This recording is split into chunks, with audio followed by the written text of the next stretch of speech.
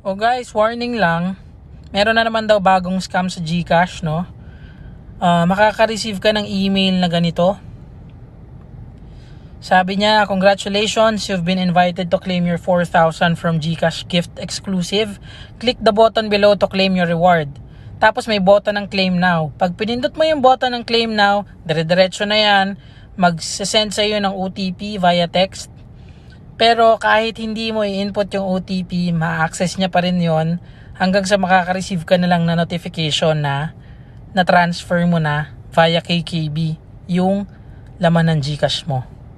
So ganito yung itsura ng sample notifications na marireceive mo.